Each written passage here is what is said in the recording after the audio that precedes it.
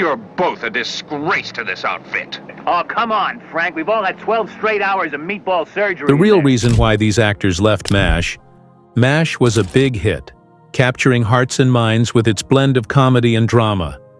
But behind the scenes, not everything was smooth sailing.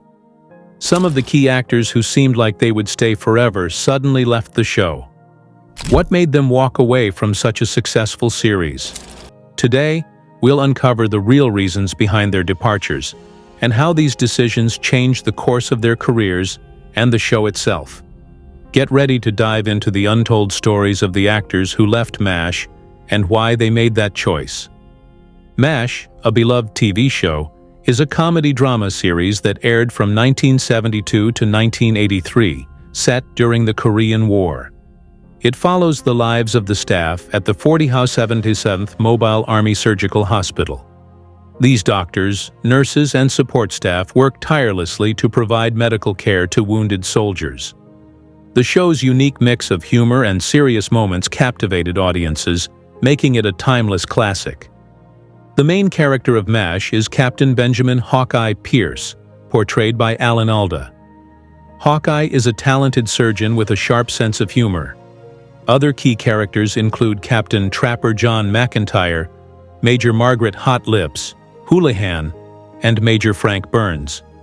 The show also features Corporal Walter Radar O'Reilly, Lieutenant Colonel Henry Blake, and later Colonel Sherman T. Potter.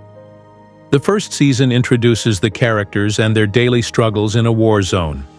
The tone is a blend of comedy and serious moments, with the doctors often using humor to cope with the horrors of war. Each episode features a mix of medical emergencies, personal dramas, and lighthearted moments. In the second season, more depth is added to the characters.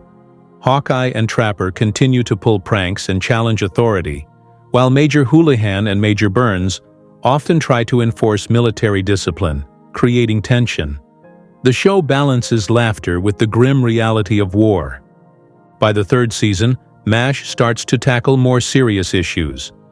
Episodes address topics like the ethics of war, the impact of violence, and the personal cost of combat. The season ends with a shocking twist. Lieutenant Colonel Henry Blake is killed when his plane is shot down, showing the unpredictability of war. The fourth season sees new changes. Trapper leaves, and Captain B.J. Honeycutt joins the team. Colonel Potter replaces Blake as the commanding officer. Potter is a seasoned and wise leader who quickly gains the respect of the staff. This season focuses on how the characters adjust to these changes while continuing their work. In the fifth season, Major Charles Emerson Winchester III joins as a new surgeon. He is skilled but arrogant, creating new dynamics within the group. The show continues to blend humor with serious themes, exploring the personal and professional lives of the characters. The 6th through 8th seasons maintain this balance. The characters face new challenges and grow closer. Episodes tackle their backstories and personal struggles. The war's impact on their mental health becomes a recurring theme. The show also highlights the absurdities and contradictions of military life. The 9th and 10th seasons see the characters becoming more reflective. They start to think about life after the war. The tone of the show becomes more somber, reflecting the toll of years spent in a war zone. Relationships deepen, and there are moments of introspection and personal growth. The 11th and final season wraps up the series. The war is nearing its end, and the characters prepare to go home. The final episode, Goodbye, Farewell, and Amen, is a 2-1-2-hour special. It shows the end of the Korean War and the staff of the 77th saying their goodbyes. Each character's departure is emotional, highlighting the bonds they have formed. Throughout its run, MASH was praised for its writing, acting, and ability to address serious issues with humor. The show won numerous awards and remains a classic. It is remembered for its unique blend of comedy and drama and its thoughtful exploration of the human side of war. MASH achieved something remarkable. It was of its time, yet it remains relevant for all time. The absurdity of restoring human life only to send soldiers back into battle resonated with much of the American public, especially as the series debuted during the Vietnam War. This timeless quality has ensured that MASH continues to be appreciated by new generations of viewers. Despite the success of the show during its time, there were actors who actually left, and they have different reasons why. McLean Stevenson, Colonel Henry Blake.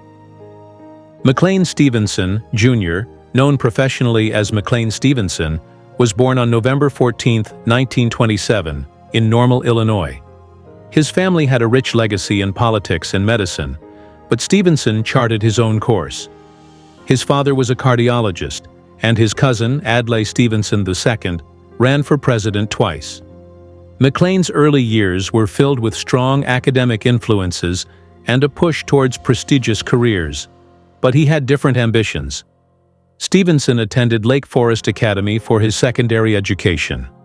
He briefly served in the United States Navy, a stint that aligned with his family's tradition of public service. However, his passion lay elsewhere. After his service, he enrolled at Northwestern University, where he graduated with a degree in theater arts. It was during his college years that he became a member of the Phi Gamma Delta fraternity, a connection that would later play a role in his early career. Despite his degree in theater, Stevenson's path to acting was far from straightforward. He held various jobs, including selling insurance and working as a press secretary for his cousin Adlai's presidential campaign. These jobs, though unrelated to acting, helped him develop a broad skill set and a unique perspective that he would later bring to his performances. McLean Stevenson's career into show business began in radio, where he hosted shows in Dallas. His smooth voice and charismatic personality quickly made him a local favorite. Yet it was his writing skills that first garnered national attention. In the early 1960s, he moved to New York City and began writing for The Tonight Show, starring Johnny Carson. This gig was a significant break, exposing him to influential figures in the television industry. Stevenson's transition to acting was gradual. His cousin suggested he take acting more seriously, recognizing his potential for performance. In 1961, he enrolled in the American Musical and Dramatic Academy. This move proved pivotal, as it provided him with formal training and a solid foundation in acting. He made his theatrical debut in The Music Man and began appearing in television commercials, steadily building his portfolio. McLean Stevenson's career-defining role came in 1972 when he was cast as Lieutenant Colonel Henry Blake on the TV show MASH. Stevenson's portrayal of Henry Blake, the easygoing and somewhat bumbling commanding officer, resonated deeply with audiences. His character's humor and warmth brought a human touch to the harsh realities depicted in the show. MASH quickly became one of the most popular shows on television. Stevenson's performance was a standout, earning him a Golden Globe Award for Best Supporting Actor in 1974. His role as Henry Blake was beloved by fans and critics alike, making him a household name. Despite the show's success and his personal acclaim, Stevenson decided to leave MASH after the third season in 1975. His departure was driven by a combination of factors. Primarily, Stevenson felt that his character was underutilized. He believed he had more to offer and wanted roles that allowed him to showcase his talents more fully. Additionally, he was frustrated with the increasing focus on the characters played by Alda and Loretta Swit. Stevenson hoped to find opportunities where he could be the leading star rather than part of an ensemble cast. Stevenson's exit from MASH was both dramatic and memorable. In the final episode of the third season, his character Henry Blake was discharged from the Army and set to return home. The episode ended with the shocking news that Henry Blake's plane had been shot down and he had died. This unexpected and tragic turn was one of the most emotional moments in television history, highlighting the brutal realities of war amidst the show's comedic elements. The decision to kill off Henry Blake's character was groundbreaking. It was rare for television shows at the time to address the fatal consequences of war so directly. Stevenson's departure left an impact on the series and its audience. After leaving MASH, McLean Stevenson sought to capitalize on his newfound fame. He starred in several TV shows, hoping to replicate the success he had experienced. His first venture was The McLean Stevenson Show in 1976, where he played Mac Ferguson.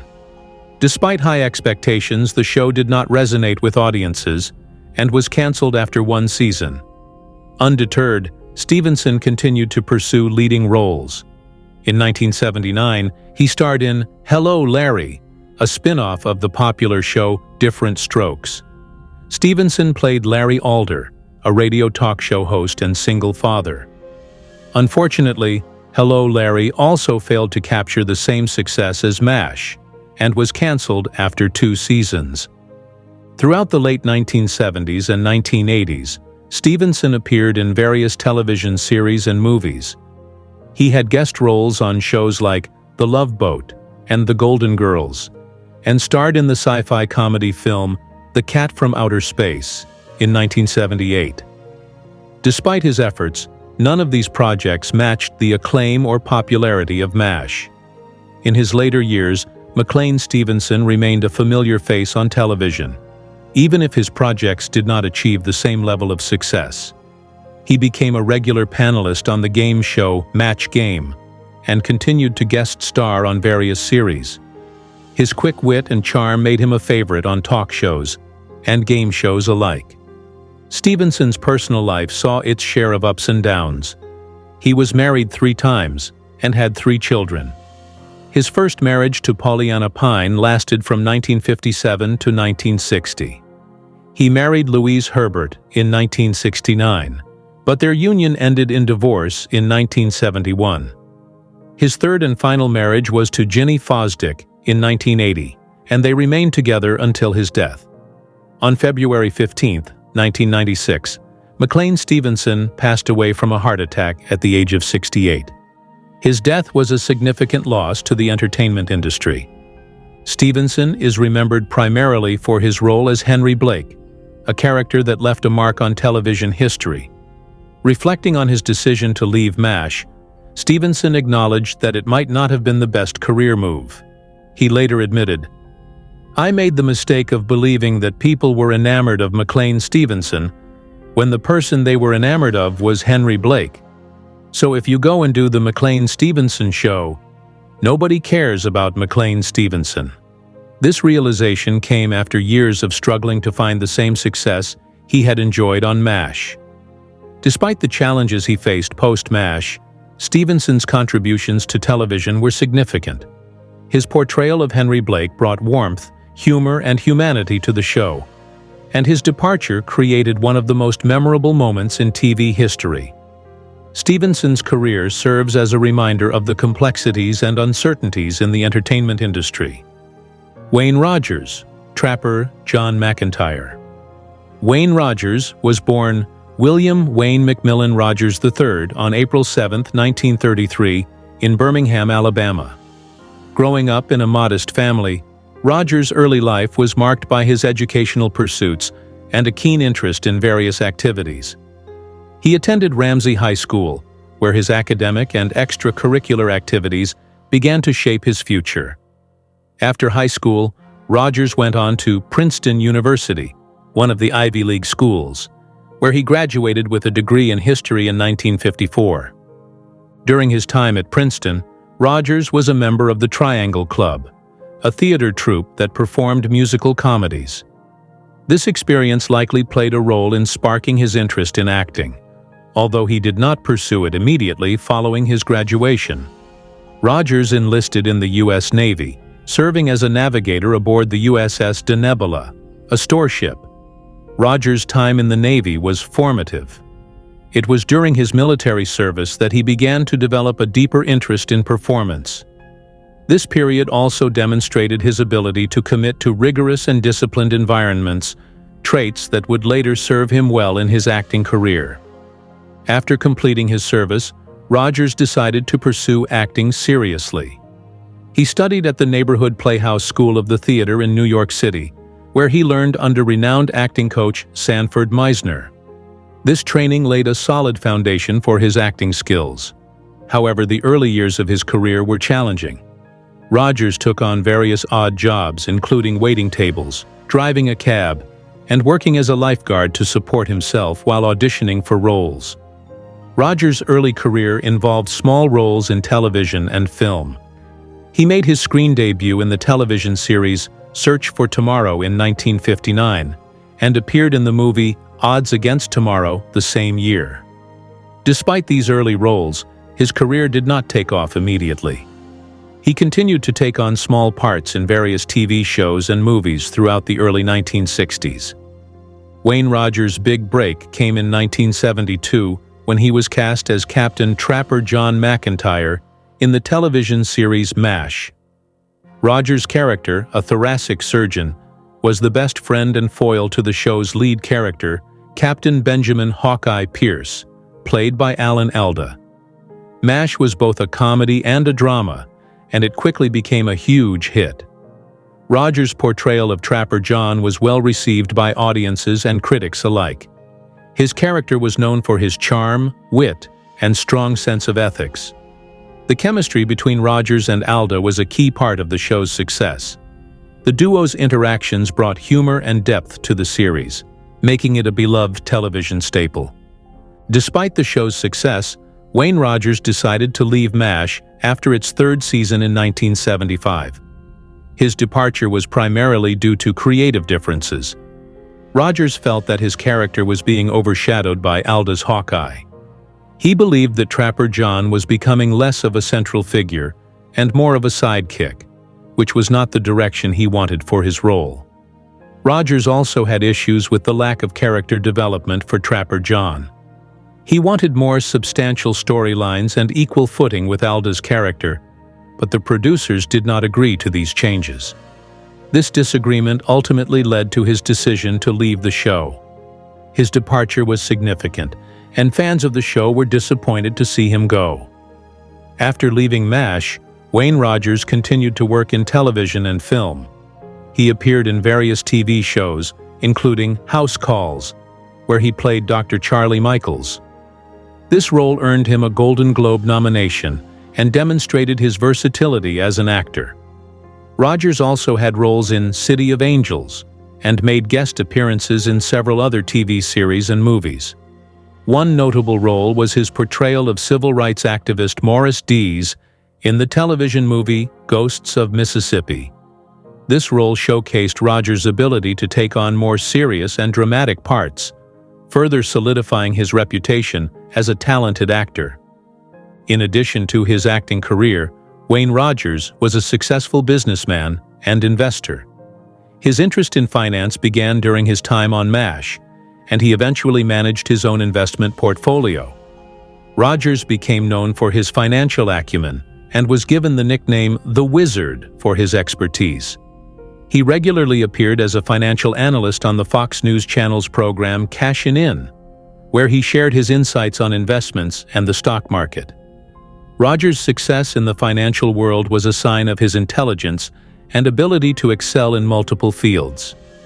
Wayne Rogers' personal life was as rich and varied as his professional career. He was married twice. His first marriage was to actress Mitzi McWhorter in 1960. The couple had 2 children, a son named William Rogers Thor and a daughter named Laura Rogers. Although they formally divorced in 1983, they had been living separately for several years prior. In 1988, Rogers married Amy Hirsch. This marriage lasted until his death. Rogers was also rumored to have had a son named Luigi Calabrese with actress Melinda Naud. Wayne Rogers passed away on December 31, 2015, due to complications from pneumonia. He was 82 years old. His death marked the end of a remarkable career that spanned over 5 decades.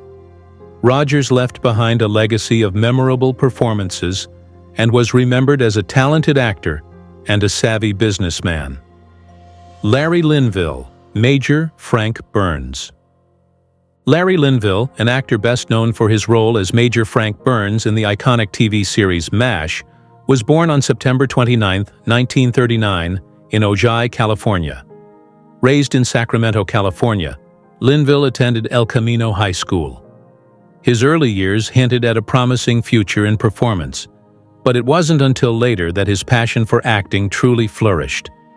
After high school, he enrolled at the University of Colorado, initially studying aeronautical engineering. However, Linville's interests soon shifted towards the performing arts, leading him to apply to the prestigious Royal Academy of Dramatic Art, RADA, in London. To his delight, he was accepted, becoming one of only 3 Americans to receive a scholarship at RADA. Linville honed his acting skills, immersing himself in a rigorous curriculum that emphasized classical training. This foundation would be crucial in shaping his future career. After completing his studies, Linville returned to the United States, where he began his professional journey on the stage. Linville's early career was marked by various stage productions and guest roles on television shows. He performed with the Barter Theater in Abingdon, Virginia, under the guidance of the theater's founder, Robert Porterfield. This experience allowed Linville to develop his craft further and gain valuable stage experience. In the late 1960s and early 1970s, Linville started to make a name for himself in television. He appeared in several popular shows of the era, including Bonanza, The FBI, and Room 222. These roles helped establish Linville as a versatile actor capable of taking on a variety of characters. His big break, however, came in 1972, when he was cast as Major Frank Burns in the television series MASH. On MASH, Larry Linville's portrayal of Major Frank Burns became a significant part of the show's success. Frank Burns was a bumbling, arrogant, and somewhat paranoid surgeon who served as a foil to the main characters Hawkeye Pierce and Trapper John, and later B.J. Honeycutt. Linville's performance added a distinct mix of humor and tension to the show, making Frank Burns a memorable character. Frank Burns was often the target of practical jokes and verbal barbs from his colleagues. Linville's ability to portray Frank's incompetence and insecurities made him a standout character on the show. Despite his character's flaws, Linville brought a certain depth to Frank Burns, showcasing his vulnerabilities and adding layers to his persona. Despite the success of MASH and his popularity on the show, Larry Linville decided to leave after the 5th season in 1977. His departure was motivated by several factors. One significant reason was Linville's feeling that his character had become too one-dimensional. Frank Burns was mainly used for comic relief and was often portrayed in a negative light. Linville wanted to explore other opportunities and roles that would allow him to showcase his range as an actor. Leaving a hit show like MASH was a bold move, but Linville believed it was necessary for his growth as an actor. He expressed a desire to take on more diverse and challenging roles, rather than being typecast as the bumbling surgeon. This decision marked a turning point in his career, opening the door to new possibilities. After leaving MASH, Linville continued to work in television and film. While he never achieved the same level of fame as he did with his role as Major Burns, he appeared in various TV shows and movies. Linville had guest roles on series like The Rockford Files and Heart to Heart. He also appeared in the television movie The Girl Most Likely To and had a role in the film No Way Out. One notable role was his portrayal of a judge in the television series L.A. Law. This role showcased Linville's ability to take on more serious and dramatic parts, further solidifying his reputation as a talented actor. In addition to his acting career, Larry Linville was a successful businessman. He had a keen interest in finance and invested in various ventures. Linville's success in the business world was a sign of his intelligence and ability to excel in multiple fields. Larry Linville's personal life was marked by 2 marriages. His first marriage was to Kate Geer in 1962. The couple had 2 children, a son named James Linville and a daughter named Kelly Linville. They divorced in 1968 after 6 years of marriage. In 1971, Linville married Vanna Tribby. This marriage lasted until his death. Larry Linville passed away on April 10, 2000, due to complications from pneumonia. He was 60 years old. His death marked the end of a remarkable career that spanned over 3 decades. Linville left behind a legacy of memorable performances and was remembered as a talented actor and a savvy businessman. Throughout his career, he appeared in shows like The Love Boat, Fantasy Island, and Murder, She Wrote. These roles allowed Linville to showcase his versatility and prove that he was more than just Frank Burns. In addition to his television work, Linville also appeared in movies such as School Spirit and Earth Girls Are Easy. While these films did not reach the same level of acclaim as MASH, they provided Linville with opportunities to explore different genres and characters. Despite the challenges of being typecast, Linville continued to find work and remained dedicated to his craft. Larry Linville's personal life included having several marriages. His first marriage was to Kate Geer, with whom he had a daughter named Kelly. He later married Vanna Tribby, Melissa Gallant, Susan Hagen, and Deborah Guyton. Linville's marriages reflected his often complex and sometimes turbulent personal life. Larry Linville's legacy, particularly his role as Major Frank Burns, remains an important part of television history. His ability to bring a deeply flawed and often unlikable character to life, while still maintaining a sense of humor, is a major sign of his talent as an actor. Linville's performance on MASH has endured, and he is remembered as a key contributor to the show's success. Despite leaving MASH to avoid being typecast, Linville's portrayal of Frank Burns continues to be celebrated. His character added a unique dynamic to the show, and his comedic timing and ability to balance humor with pathos made Frank Burns a standout role. Linville's departure from MASH left a noticeable void in the show.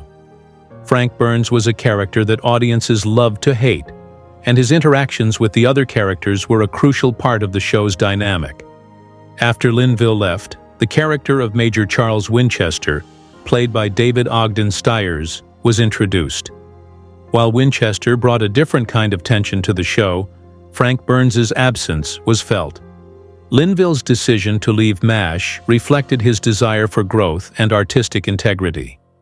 He could have continued playing Frank Burns and enjoyed the security of a steady job on a hit show, but he chose to take a risk and pursue other opportunities. This choice speaks to Linville's dedication to his craft and his willingness to challenge himself as an actor. In his later years, Linville continued to work in television and film, although his health issues increasingly took a toll.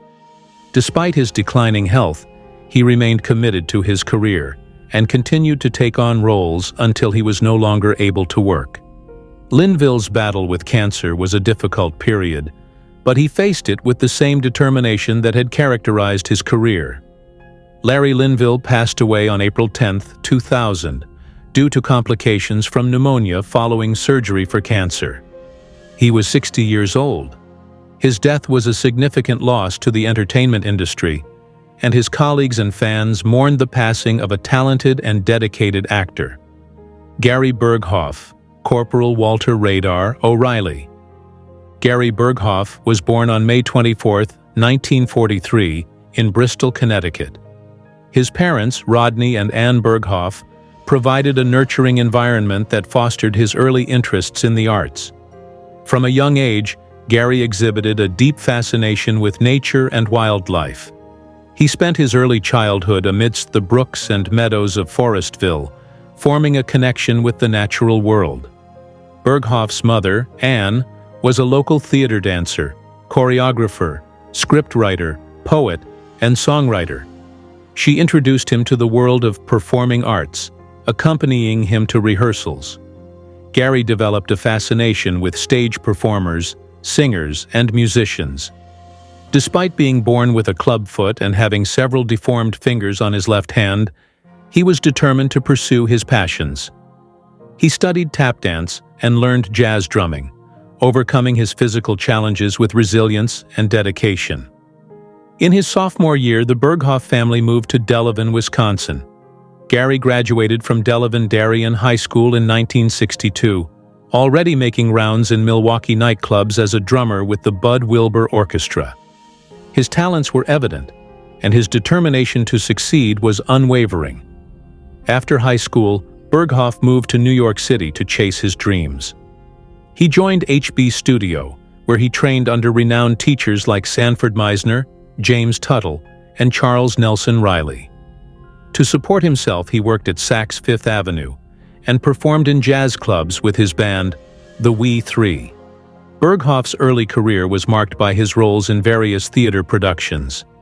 He performed in notable plays such as Finian's Rainbow, Babes in Arms, Bells Are Ringing, The Sound of Music, Tea and Sympathy, and Look Homeward, Angel. His breakthrough came on March 7, 1967, when he starred as Charlie Brown in the musical You're a Good Man, Charlie Brown. The show was a massive success, running for over 2,500 performances in New York and Los Angeles, and established Burghoff as a talented actor. In 1970, Burghoff's life took a turn when director Robert Altman noticed his performance as Charlie Brown. Altman offered him a screen test for his upcoming film, MASH. Burghoff was cast as Corporal Walter Radar O'Reilly, a character that would define his career. Following the success of the film MASH, the series was adapted into a television series by Larry Gelbart and 20th Century Fox.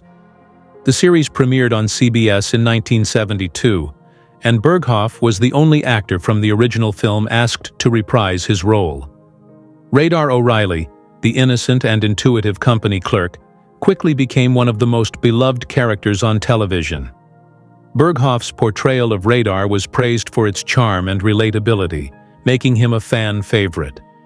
Despite the success of MASH and the adoration of fans, Burghoff faced personal and professional challenges. The demanding shooting schedule took a toll on his family life. He was married to Janet Gale in 1971, and their daughter Gina was born in 1975. However, the long hours on set and the pressures of fame strained his marriage. By the time he decided to leave MASH in 1979, his marriage had ended in divorce. Burghoff returned to his childhood home with his 4-year-old daughter, seeking solace and a fresh start. Burghoff's departure from MASH was a significant moment in television history. He decided to leave the show after its 7th season, citing burnout and a desire to spend more time with his family. The demanding shooting schedule of the series made it difficult for him to be present in his children's lives. Additionally, Burghoff felt that he had taken his character as far as he could and wanted to explore other opportunities. His decision was driven by a need to find balance and fulfillment outside of the pressures of a highly successful television show. His decision was not taken lightly, and the producers handled his exit with care. In his final episode, Radar received a touching send-off. He chose to return home to run the family farm after the death of his uncle, providing a satisfying conclusion to his character's story. Radar's farewell was initially planned for the last episode of the 7th season, titled Goodbye, Radar. However, CBS requested Burghoff to return for a 2-part farewell series, which allowed fans to bid a proper goodbye to the beloved character. The emotional departure highlighted Burghoff's commitment to balancing his professional success with his personal well-being. After leaving MASH, Burghoff continued to work in the entertainment industry, though he never achieved the same level of fame as he did with Radar. He appeared in various television shows, including Fantasy Island, The Love Boat, and Tales of the Unexpected. He also participated in several game shows like Match Game, Tattletales, and Hollywood Squares. Despite his continued presence on television, he struggled to find a role that resonated with audiences as deeply as Radar O'Reilly had. In 1984, Burghoff reprised his role as Radar in the MASH spin-offs After MASH and Waltier. However, These shows did not achieve the same success as the original series, and Burghoff gradually shifted his focus to other pursuits. His love for nature and wildlife led him to host the PBS series Pets Part of the Family in 1999, where he shared his passion for animals with viewers. Gary Burghoff's talents extended beyond acting. He was an accomplished jazz drummer, a skill he continued to hone throughout his life.